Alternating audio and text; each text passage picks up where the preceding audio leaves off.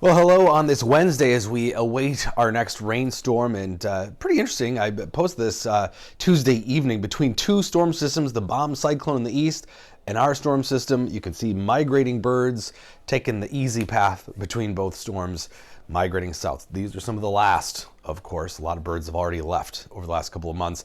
And how much did that rain impact California's reservoirs? Of course, most of them are still pretty empty.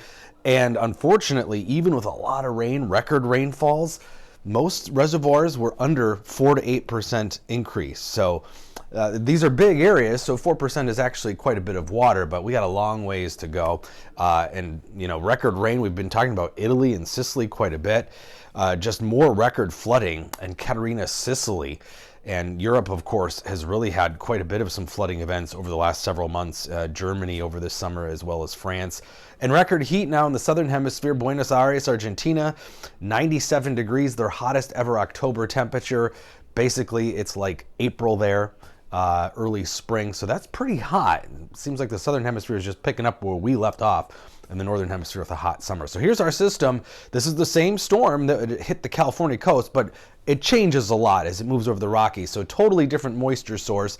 And the center of that system will stay to the south, but it is going to be shooting moisture at us. Now, this is kind of like those atmospheric rivers, precipitable water content that'll be like a hose spraying at us. But it looks like the aim of that hose is changing just enough where the Twin Cities will be on the eastern edge of the heaviest rainfall. So right up from the south, right from the Gulf of Mexico into central and western Minnesota. We'll zoom in here and show you a little bit better view of where that heaviest rain will fall. Again, we're going to be right on the eastern edge of it because of the way that precipitable water, that water content will be shooting up straight across the central and western parts of the state. That's where we're still looking at 1 to 2 inches of rain. Metro now looking like we'll maybe see just under an inch, so a ½ inch to an inch of rain, and most of that's going to fall tonight into tomorrow. The rain will be to the west during the day today. Here's 7 p.m. We start to get in more on those showers. So there'll be 1 or 2 brief showers before then, but the steady rain tonight into this is all day pretty much tomorrow. Western Minnesota dries out, but then we'll see the rain wrap up probably around 7, 8 o'clock tomorrow evening, and then we're in for a stretch of dry weather here for several days, and this is just for fun. Probability of a white Halloween, thanks to my climatologist friend in Alaska for this. It's about 4 to 8%, so very few Halloweens are white in the southern part of Minnesota at least, but there are increasing chances of snow next week. Now, nothing to get worried about, but snow showers at least are possible as we see some pretty chilly air next week.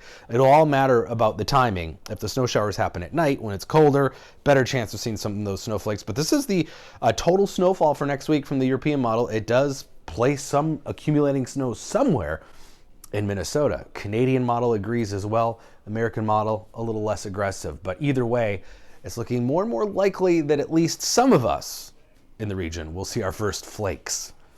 It's time, though. November it definitely can be a snowy month, especially later at least. 50s, though, still mild, so we're not going to see a blast of cold air behind the system. In fact, warmer even for Saturday. Of course, many people will be celebrating Halloween Friday and Saturday, and it's looking milder in the 50s after we get rid of these showers here tomorrow.